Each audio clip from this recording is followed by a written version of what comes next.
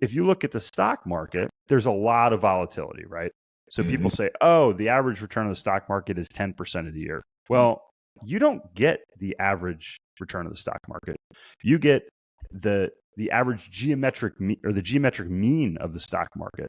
So what that means is if the stock market goes up 100% year one and you invested $100, now you have $200.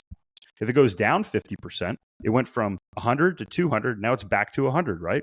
So you've earned zero over the course of 2 years, assuming you didn't get any distributions or dividends out of it.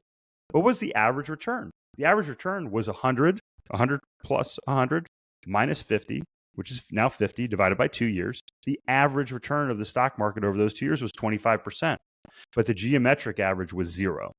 And what that illustrates is what we call variance drag in the finance world. And variance drag is what happens when you have that volatility, that variance, and it erodes or creates a drag on returns.